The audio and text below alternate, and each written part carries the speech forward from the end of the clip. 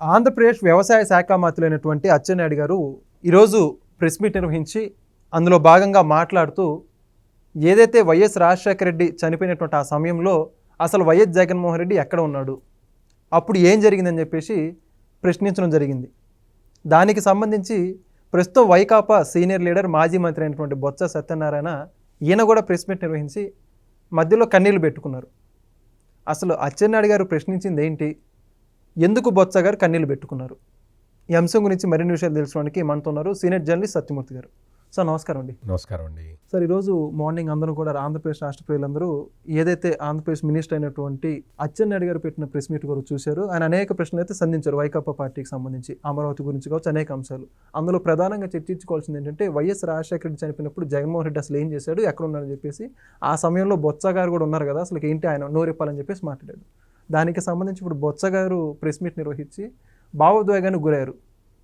అసలుకి సంబంధం లేకుండా ఆయన అడిగింది ఏంటి, ఆయన కన్నీళ్ళు పెట్టుకోవడం ఏంటి, ఎందుకు కన్నీళ్ళు పెట్టుకున్నారంటే కారణం ఏముంటుందంటారు? నేను అచ్చెన్నాయుడు ప్రెస్ కాన్ఫరెన్స్ చూశాను, బొత్స సత్యనారాయణ ప్రెస్ కాన్ఫరెన్స్ చూశాను.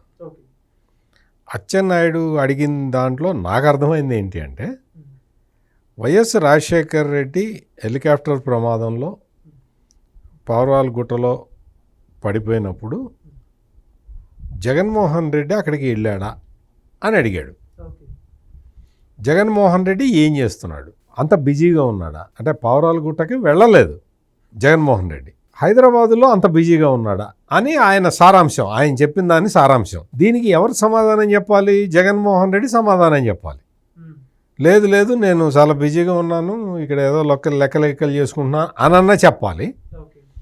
లేదు నేను తండ్రి పోయిన దుఃఖంలో ఉన్నాను, నేను ఇక్కడి నుంచి నేను ఎట్ట కదులుతాను అనన్నా చెప్పాలి. లేదు మంత్రి గారు మీరు చెప్పింది తప్పు, నేను పావురాలగుట్టకి వెళ్ళాను అనన్నా చెప్పాలి. మూడిట్లో ఏదో ఒకటి చెప్పాలి, నేను ఇంకా వేరే ఆప్షన్ లేదు కదా. మరి బొత్స సత్యనారాయణ వచ్చి ఎందుకు ప్రెస్ కాన్ఫరెన్స్ పెట్టాడో నాకు అర్థం కాల. బొత్స సత్యనారాయణ ఏం చెబుతాడంటే, నేను వెళ్ళొచ్చాను పావురాలగుట్ట అంటాడు, నువ్వు వెళ్ళలేదని ఎవడన్నాడు? బొత్స సత్యనారాయణ పావురాలగుట్టకు వెళ్ళలేదు అని ఎవడన్నాడు? అచ్చెన్నాయుడు ప్రశ్నించింది ఏంటి అంటే, సొంత కొడుకు కదా, ఒక్కగానొక్క కొడుకు కదా, రాజశేఖర రెడ్డికి ఒక్కగానొక్క కొడుకువి, నువ్వు పావురాలగుట్ట వెళ్ళావా అని అడుగుతుంటే బొత్స సత్యనారాయణ వచ్చి చెప్తాడు. ఎందుకు చెప్తాడో నాకు అర్థం కాల. సమాధానం చెప్తూ అతను పాపం ఏడ్చాడు. ఎందుకు ఏడవటం ఎందుకు? ఒక జర్నలిస్ట్గానే చెప్తున్నాను నేను. బొత్స సత్యనారాయణ ఏడ్చినా నాకు సంబంధం లేదు, నవ్వినా నాకు సంబంధం లేదు, అంతే కదా. ఇప్పుడు బొత్స సత్యనారాయణ ఇప్పుడు ఎందుకు ఏడ్చాడు?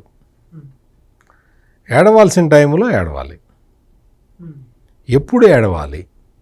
ఎప్పుడు ఏడవాలి అంటే, బొత్స సత్యనారాయణ మొదటి నుంచి కూడా వైఎస్ రాజశేఖర్ రెడ్డి మనిషి, అంటే మొదటి నుంచి కాదు, ఎవరు ముఖ్యమంత్రిగా ఉంటే వాళ్ళకి అనుకూలంగా ఉండేవాడు. నేదురుమల్లి జనార్దన్ రెడ్డికి చాలా క్లోజ్గా ఉండేవాడు. ఆ తర్వాత కోట్ల విజయభాస్కర్ రెడ్డికి క్లోజ్గా ఉండేవాడు. అట్లా బొత్స సత్యనారాయణకి ఓ స్ట్రిక్ట్గా రూల్స్ ఏమీ లేవు.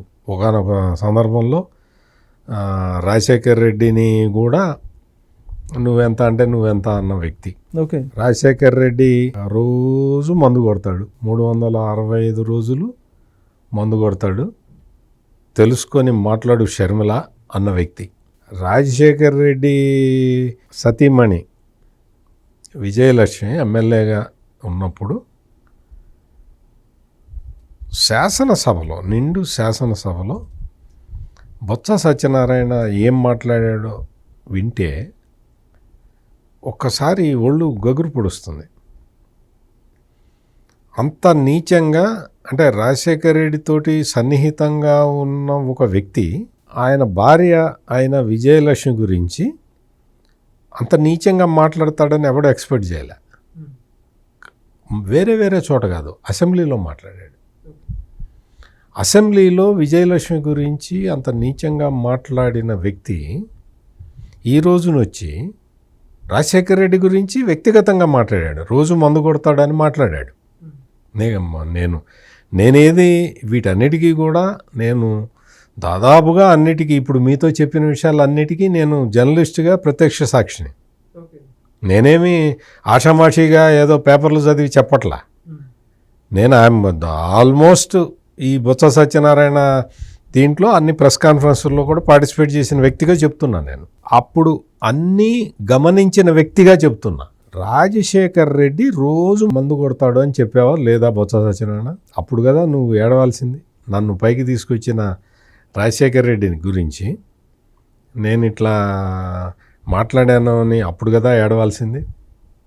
ఆయన సతీమణి విజయలక్ష్మి గురించి అసెంబ్లీలో మాట్లాడినప్పుడు కదా నువ్వు ఏడవాల్సింది. ఇప్పుడు అచ్చెన్నాయుడు నిన్ను ఏమన్నాడు? నువ్వు కొడుకు అయ్యుండి జగన్మోహన్ రెడ్డి నువ్వు ఎందుకు వెళ్ళలేదు పావురాలగుట్టకని ఆయన అడుగుతుంటే నువ్వు ఆయన సమాధానం చెప్పుకుంటాడు. ప్రతిదానికి నువ్వెందుకు సమాధానం చెబుతున్నావు? ప్రతిదానికి బొత్స సత్యనారాయణని ఎందుకు ఎగదోస్తున్నాడు జగన్మోహన్ రెడ్డి? జగన్మోహన్ రెడ్డి వచ్చి సమాధానం చెప్పచ్చు. ఏమి అచ్చెన్నాయుడు ఏమి అన్నాడు కదా, అసెంబ్లీలో అన్నాడు కదా, కూర్చో అచ్చం కూర్చో అన్నాడు కదా జగన్మోహన్ రెడ్డి అసెంబ్లీలో. వెటకారంగా, ఎంత వెటకారంగా బాడీ షేమింగ్ చేశాడు అచ్చెన్నాయుడు. బాడీ షేమింగ్ చేశాడు ఈ జగన్మోహన్ రెడ్డి. కొంతమంది పెద్ద పర్సనాలిటీ ఉంటుంది, కొంతమంది నీలాగా సన్నగా ఉండొచ్చు. బాడీ షేమింగ్ చేస్తావా?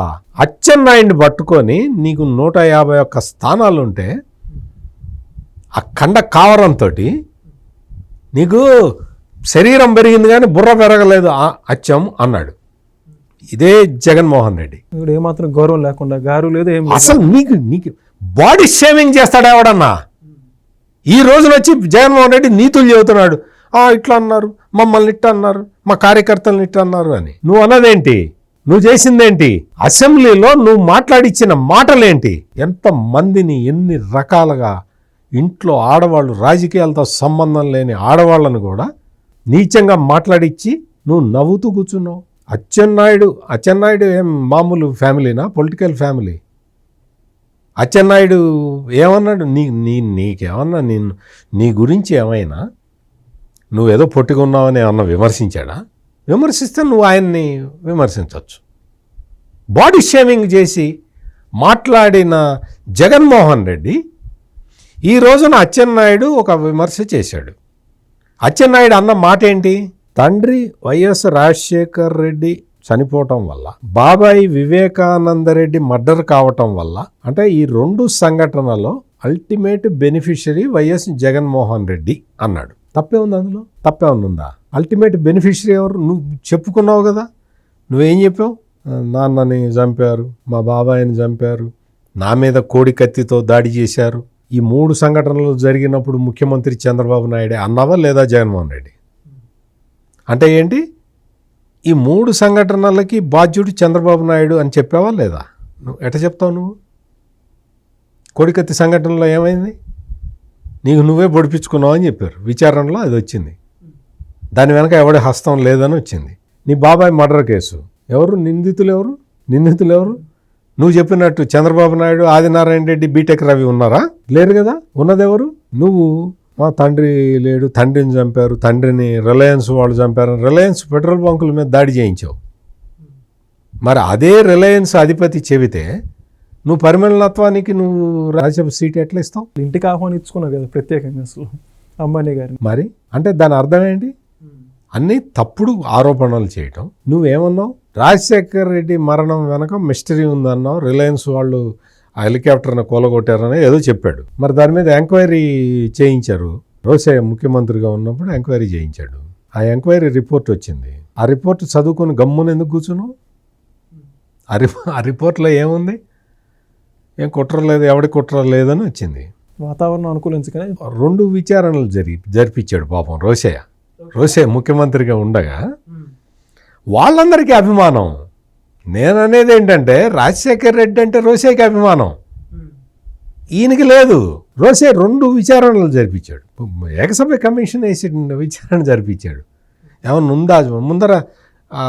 హెలికాప్టరు రంగ నిపుణులతోటి, ఏవియేషన్ నిపుణులతోటి చేయించాడు. నీకేం తేలింది? ఏమీ లేదు, అది మెకానికల్ ఫెయిల్యూర్ అని తేలింది. నువ్వేం చెప్పావు? రిలయన్స్ వాళ్ళు చంపించారని చెప్పి రిలయన్స్ పెట్రోల్ బంకుల మీద దాడి చేయించాడు జగన్మోహన్ రెడ్డి. నువ్వు చాలా బిజీగా ఉన్నావు. మీ తండ్రి చనిపోయినప్పుడు చాలా బిజీగా ఉన్నావు. అదే చెప్పాడు అచ్చెన్నాయుడు చెప్పింది. నువ్వు ఎక్కడికి వెళ్ళావా? పావురాలగుట్టకి వెళ్ళావా? చూసావా పావురాలగుట్టలో? తండ్రి శవాన్ని పక్కన పెట్టుకొని సంతకాలు సేకరించావు. నువ్వు సంతకాలు సేకరించావు అన్న విషయం ఒక కొద్ది రోజుల కిందట తెలంగాణ కాంగ్రెస్ పార్టీ నాయకుడు జగ్గారెడ్డి కూడా చెప్పాడు. జగ్గారెడ్డి ఒక ఏదో ఇంటర్వ్యూలో చెప్పాడు, తండ్రి శవాన్ని మేమందరం ఏడుస్తున్నాం, రాజశేఖర రెడ్డి అభిమానులుగా మేమందరం ఏడుస్తూ, ఆ జగ్గారెడ్డి చెప్పిన మాటలు చెబుతున్నా, మేమందరం రాజశేఖర రెడ్డి మా అందరికి సన్నిహితుడు, మేము ఏడుస్తూ అక్కడికి వెళ్తే అక్కడ అందరూ ఏడుస్తున్నారు, ఒక్క జగన్మోహన్ రెడ్డి తప్ప. జగన్మోహన్ రెడ్డి సంతకాల సేకరణలో బిజీగా ఉన్నాడు అని చెప్పాడు జగ్గారెడ్డి. అడిగిరపో ఎందుకు చెప్పావు జగ్గారెడ్డి అట్లా అని అడగాల్సింది. ఎందుకు అడగలే? జగ్గారెడ్డి చెప్పిన మాటలు వింటే నేను చాలా ఆశ్చర్యం వేస్తుంది. ఓ తండ్రి చనిపోతే ఒక్కగానొక్క కొడుకు జగన్మోహన్ రెడ్డి ప్రవర్తించే తీరు ఇదా అని, అంత దారుణమైన ప్రవర్తన ఉన్న మనిషి ఈ రోజునొచ్చి అచ్చెన్నాయుడు అవే ప్రశ్నలు వేశాడు. బాబాయ్ మర్డర్ వల్ల, తండ్రి చనిపోవటం వల్ల బెనిఫిషరీ ఎవరు అని అడిగాడు. ప్రజలను అడిగాడు, బెనిఫిషరీ ఎవరు, జగన్మోహన్ రెడ్డా కాదా? జగన్మోహన్ రెడ్డే అని సమాధానం వస్తున్నది కదా. దానికి సమాధానం చెబుతూ బొత్స సత్యనారాయణ వచ్చి ఏడుస్తాడు, బోర్ను ఏడ్చాడు. నాకు ఎవరైనా ఎదురుగా ఎవరైనా ఏడుస్తూ ఉంటే మనకు జాలి కలుగుతుంది. కానీ బొత్స సత్యనారాయణ ఏడుస్తూ ఉంటే నువ్వు ఎందుకు ఏడుస్తున్నావు అన్న ప్రశ్న వచ్చింది బయటికి. నువ్వు ఎందుకు ఏడుస్తున్నావు? నిన్ను బలవంతం చేసి చెప్పిస్తున్నాడా జగన్మోహన్ రెడ్డి, అందుకు ఏడుస్తున్నావా? అంతకు ముందర మనం కౌన్సిల్లో కూడా చూసాం. నీకు ఆ తిరుపతి లడ్డూ గురించిన విషయంలో, కల్తీ విషయంలో హెరిటేజ్కి ఇండాపూర్ డైరీకి లింకు పెడుతూ మాట్లాడినప్పుడు కూడా బొత్స సత్యనారాయణ తూలాడు, నాకు ఆరోగ్యం బాగాలేదు, అది బాగాలేదు, ఇది బాగాలేదు అని చెప్పాడు. ఆ తర్వాత బయటికి వచ్చి హెరిటేజ్ మీద దారుణమైన ఆరోపణలు చేశాడు. తర్వాత నాకు బ్రెయిన్ స్ట్రోక్ వచ్చిందని హాస్పిటల్లో పడుకున్నాడు. మంత్రి నారా లోకేష్ అడిగాడు, హౌస్లోనే అడిగాడు, బొత్స గారు బాగుందా, ఇప్పుడు మళ్ళీ వచ్చారా, రికవర్ అయ్యి వచ్చారా అని అడిగాడు. సంస్కారం ఎవరి దగ్గర ఉంది? ఎవరిది సంస్కారం, ఎవరిది కుసంస్కారం? నీకు ఆ గ్రాటిట్యూడ్ ఉందా బొత్స సత్యనారాయణ? నీకు లేదు. ఈ రోజునొచ్చి జగన్మోహన్ రెడ్డి చనిపోయినప్పుడు నేనే వెళ్ళాను, నువ్వు వెళ్ళలేదని ఎవడన్నాడు? నువ్వు బొత్స సత్యనారాయణ వెళ్ళలేదు అని ఎవడన్నా అన్నాడా? కొడుకైనా జగన్మోహన్ రెడ్డి ఎందుకు వెళ్ళలేదు అని అడుగుతూ ఉంటే నువ్వెందుకు భుజాలు తడుముకుంటున్నావు? అసెంబ్లీలో విజయలక్ష్మిని తిట్టినందుకు భుజాలు తడుముకుంటున్నావా? గాంధీ భవన్లో కూర్చొని, ఉమ్మడి ఆంధ్రప్రదేశ్లో గాంధీ భవన్లో కూర్చొని రాజశేఖర్ రెడ్డి 365 రోజులు మందు కొడుతుంటాడు అని చెప్పినందుకు ఇప్పుడు ఏడ్చావా? నువ్వు ఎందుకు ఏడ్చావు? అందుకనే బొత్స సత్యనారాయణ లాంటి ఒక సీనియర్ నాయకుడు అసలు నిన్ను సమాధానం ఎవడు చెప్పమన్నాడు? నిన్ను ప్రెస్ కాన్ఫరెన్స్ పెట్టి అచ్చెన్నాయుడు చెప్పిన దాన్ని ఖండించు అని నీకు ఎవడు చెప్పాడు? జగన్మోహన్ రెడ్డి చెప్పాడా? సజ్జల రామకృష్ణారెడ్డి చెప్పాడు? ఎవరు చెప్పారు నీకు? నువ్వు ఎందుకు ప్రెస్ కాన్ఫరెన్స్ పెట్టావు? ఎందుకు ఏడ్చావు? అసలు అచ్చెన్నాయుడు అన్నదానికి బాబాయ్ మర్డర్ కేసు గురించి మాట్లాడాడు, తండ్రి చనిపోవడం గురించి మాట్లాడాడు. ఈ 2 కేసులకి నీకు ఏమైనా సంబంధం ఉందా? నువ్వెందుకు సమాధానం చెప్పావు? రాజశేఖర్ రెడ్డి చనిపోవటానికి నీకేంటి సంబంధం? లేదు, నీకేం సంబంధం లేదు. తిట్టావు, అంత ముందర తిట్టావు, హౌస్లో విజయలక్ష్మిని తిట్టావు, లేకపోతే గాంధీ భవన్లో రాజశేఖర రెడ్డిని తిట్టావు, ఓకే. మరణంతో అయితే నీకు సంబంధం లేదు కదా. పైగా రాజశేఖర రెడ్డి మరణించటం వల్ల నీకేం బెనిఫిట్ లేదు కదా. బెనిఫిట్ ఉన్నది ఎవరికి? జగన్మోహన్ రెడ్డికి. అదే చెప్పాడు ఆయన. వివేకానంద రెడ్డి మర్డర్ జరిగింది. వివేకానంద రెడ్డి ఎటువంటి వాడో బొత్స సత్యనారాయణకు కూడా తెలుసు. చాలా సౌమ్యుడు, చాలా ఇదిగా ఉంటాడు అనే విషయం తెలుసు, బొత్స సత్యనారాయణకి తెలుసు. మరి వివేకానంద రెడ్డిని అట్ట నరికి నరికి నరికి చంపితే, వివేకానంద రెడ్డికి ఇంకొక భార్య ఉంది, ఆమె ముస్లిము, ఆమెకు కొడుకున్నాడు, ఈ వారసత్వ తగాదాలు ఉన్నాయని చెప్పి ఈ జగన్మోహన్ రెడ్డి అండ్ బ్యాచ్ ప్రచారం చేస్తూ ఉంటే, బొత్స సత్యనారాయణ, వివేకానంద రెడ్డి గురించి బాగా తెలిసిన బొత్స సత్యనారాయణ అట తప్పండి, అట చెప్పకూడదండి, చచ్చిపోయిన మనిషి గురించి అభాండాలు మాట్లాడకూడదండి అని అన్నాడా? అసలు మాట్లాడలేదు కదా. అంటే నీకు అనుకూలమైన నువ్వు మాట్లాడతావా?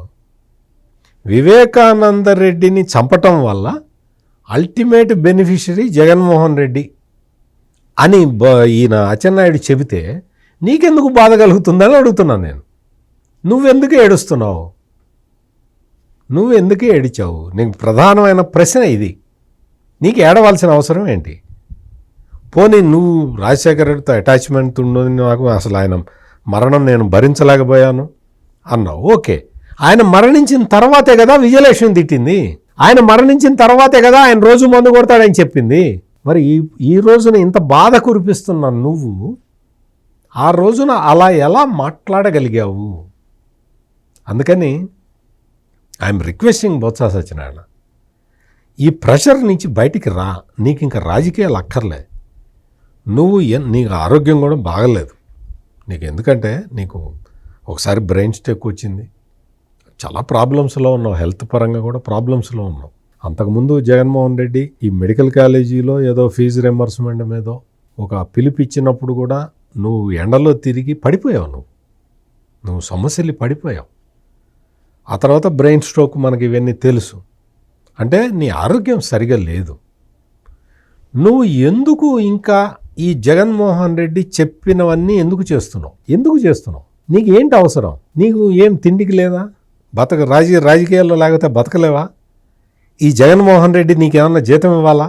ఎందుకు జగన్మోహన్ రెడ్డి చెప్పిన విషయాలు విని అవన్నీ కరెక్ట్ అయితే చెప్పచ్చు.